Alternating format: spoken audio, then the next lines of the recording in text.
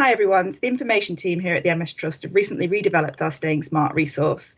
I'm here today to have a chat with Dr. Claire Winchester, who was part of the development team, to find out a little bit more about it and why we really need you to get involved so we can really make the best of this new resource. Hi Claire. Hi Sue, how are you doing? I'm good, thanks. Thanks for talking to us today.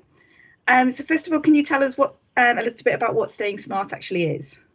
Sure. Staying Smart is a region on our website. It's a new resource that we hope will really make a difference for people with MS who are struggling with cognition issues.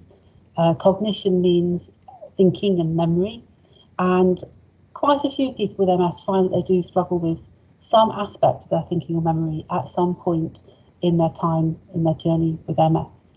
And we've broken down the Staying Smart section into specific kinds of problems that people with MS might have. And so the idea is that you can go in there and you can read a little bit about the background, what might be happening, realise that you're not the only one who's experiencing these things. And then also you get the opportunity to read other hints and tips that people have found useful for dealing with that same thing. Sounds good.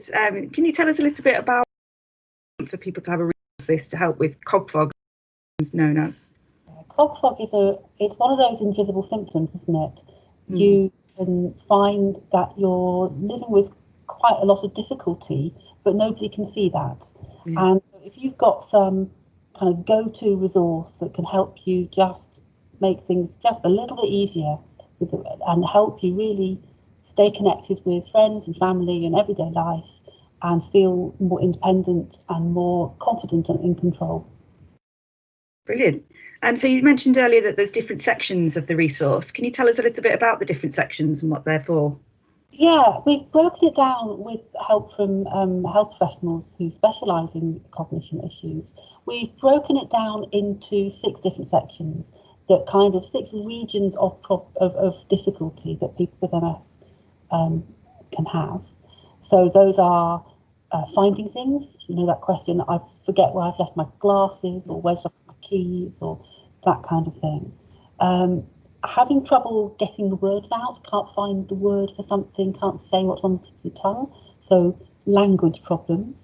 Then there's memory problems, just I forget to take my tablets, I forget to show up for appointments, I forget to call someone I said I'd call, that kind of thing, so memory problems. The 4th issue is wayfinding. Remembering how to get to places. It might be places that you go to quite frequently or infrequently, but even so, you forget the way. So wayfinding problems.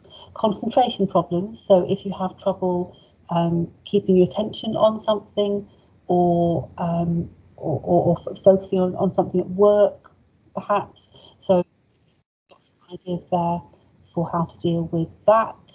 And the last one is executive skills. Executive skills doesn't mean working in an office, ordering people about or something. It's a kind of an odd phrase. Executive means getting things done. And so the executive skills part of your brain is a bit of your brain that just helps you get things done. Helps you plan, order, do things in the right process to make things happen. And so if you find that you get to the end of the day and you just haven't got the stuff done that you wanted to do, if you had planned things, if you've got priorities, but they're just not, somehow you get distracted along the way, or you can't see where to begin on something. So that section there is for people who are having problems like that. Now, I think it is also really fair to say that you can have all these problems and not have MS. You can have MS and not have these problems, or any one of them. And so there's nothing in here that is specific to MS. It's just that we recognise that a lot of people with MS struggle with some of these things. Brilliant. Sounds really useful.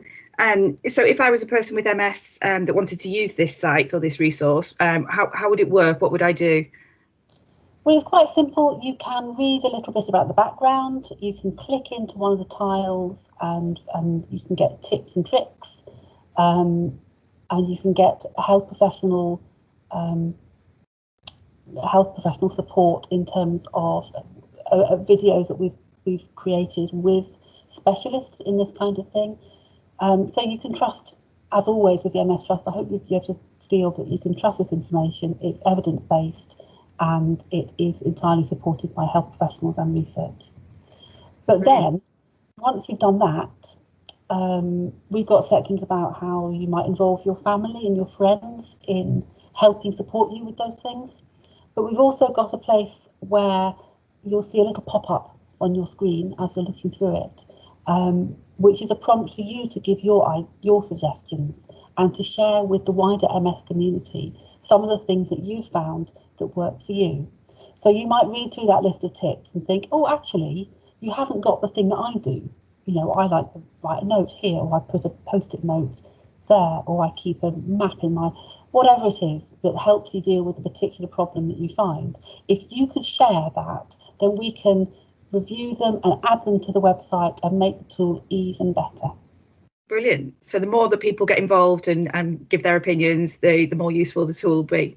We think that people with lived experience of MS and lived experience of cognitive problems are exactly the right people to be going out to and to be sharing their information. So we want to really boost those voices and help you to connect with each other.